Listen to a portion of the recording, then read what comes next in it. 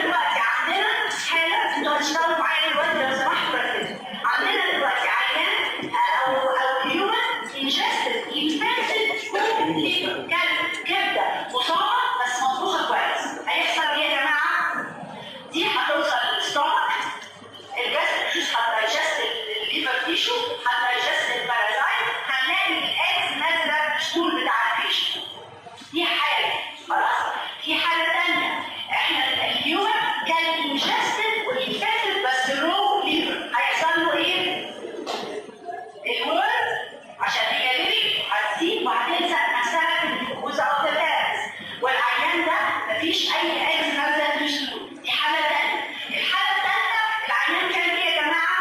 كان ايه؟ سيستم ميتاسكاريا، طبق سلطه خضار فراو مش مغسول كويس. فبيبقى فيها السيستم ميتاسكاريا دي لما هتدخل كده هيحصل لها ايه؟ هتخرج بالسيستم بتاعها وتبنتريت الوول بتاع الانتستين وهتمشي جسم العيان على البريتونيا، توصل للليفر، تخترق الليفر كبسول، تقطع في الليفر تيشو لحد ما توصل تبقى يانج وورم بالفايل داكتس الرفيعه وتكمل لحد ما توصل للكومن فايل داكت وهنا هيتعدل بارازايت. تمام؟ العيان ده هينزل في الستول بتاعه اكس. يبقى عندنا 1 2 3 كيسز عشان ما نلخبطش منهم. one of these cases بنقول عليها عيان عنده ديزيز اسمه فاشيوليزيس، واحد منهم اسمه فورس فاشيوليزيس، واحد منهم اسمه هالزون. مين بقى؟ واحد ولا اثنين ولا ثلاثه هنقول عليه عنده فاشيوليزيس؟ لا ما تقوليش كده، قول لي 1 or 2 or 3. 1 or 3. عارف في حد عنده رأي تاني؟ رأيكم ايه؟ شوف كده؟ كوريكت. تمام؟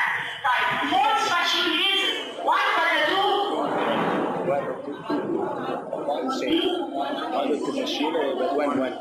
طيب رأيكم هنا ايه؟ 1. شوف كده؟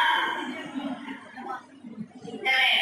يبقى الحالة الثالثة هي الحالة بليز الثلاثة دول ما يحصلهمش كونفيوجن مع بعض. باقي الجيز مبالغ سنة وسهل قوي نقرا فيهم في الام سي كيوز او الترو والفولس في الاكزام. تمام؟ نفتكر ان العيان اللي عنده هالزون الليفر شكله ايه يا جماعة؟ هيلث نضيف زي الفل. العيان اللي عنده فورس فاشيوليزيس الليفر شكله ايه يا جماعة؟ هيلث نضيف زي الفل. العيان اللي كان السيستم ميتاسكاريا هو ده العيان اللي عنده فاشيوليزيس وده الليفر بتاعه ديزيز. هو ده الورم دخل وقطعت الليفر بارنكايما وعملت الدمج والليفر يكبر بالانزيمز بتاعت الليفر بتاعك، هو ده اللي عنده فاشيوليزيس. نيجي بقى نشوف نحل مع بعض كده لو سمحتوا برضه سواء قرينا او ما قريناش نعمل برين ستورم. State true or false. Fasciole species are the only cause of Halzon in man. دي صح ولا غلط؟ True or false? False. ليه صح بقى؟ لو هنقول في الامتحان correct false statement هنقول ايه؟ Halzon is caused by fasciole or by invacular saliva. Very simple. Halzon is caused by eating infected raw liver. بص دي صح ولا غلط؟ True. Fasciole lives in the intestine of infected man. Right or wrong? False. صح بتاع fasciole lives in the bile ducts of the liver. Fascioliosis is caused by ingestion of insistent metacellular fish muscles. يعني آخر واحدة. طبعا انتوا فاكرينها دلوقتي عشان لسه ما خدتوش حاجات تانية. انما لما نخش بقى نشوف الحاجات اللي بنتكلم فيها الفيش والحاجات التانية الدنيا هتخش بعض. شكرا. خلاص بنبقى اكيد من دلوقتي. طيب الصح بتاعها ايه؟ هنكتب the same sentence بس هنغير كلمة الفيش muscles. هتبقى contaminated raw fish and water. Fascioliosis causes cholangitis, تعمل inflammation في البايل branch. دي true. طيب fasciole infection causes eosinophilia and hepatomegaly. صح ولا غلط؟ ايوه صح. صح. ليه؟ لأن احنا اتفقنا أي وورد بنقطع في القشر بتاعت جسم العيان لازم الاميون سيستم يروح دفاع عن النفس بيطلع كمية ايزينوفيلز. هتعرفوا في المايكرو هتعرفوا في البارا الايزينوفيلز دي خلايا متخصصة ان هي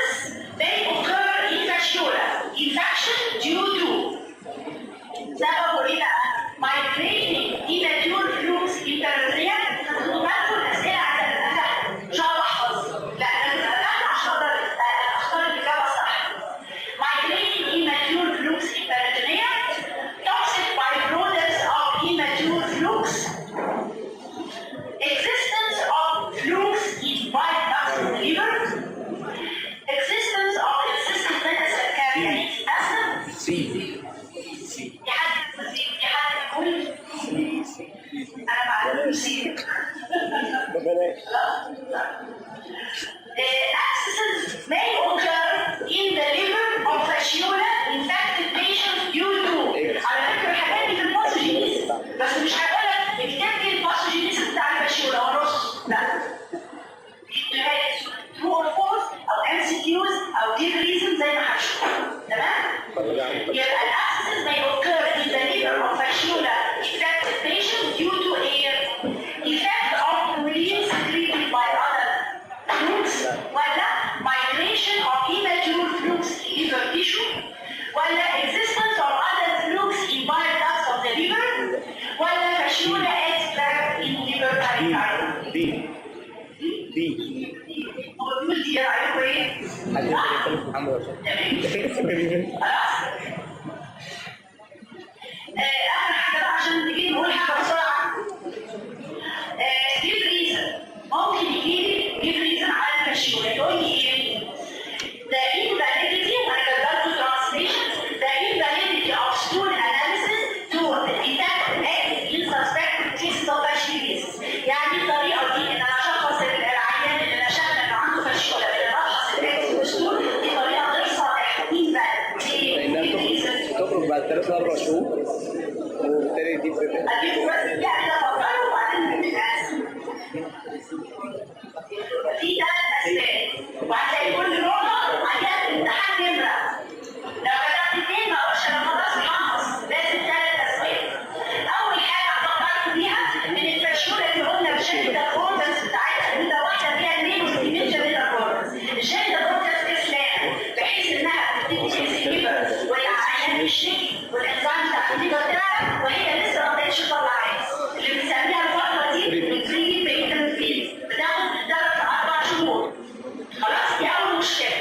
تاني مشكلة إنها لما بتطلع الإكس بأعداد قليلة وبصورة غير منتظمة بتبطل بلد.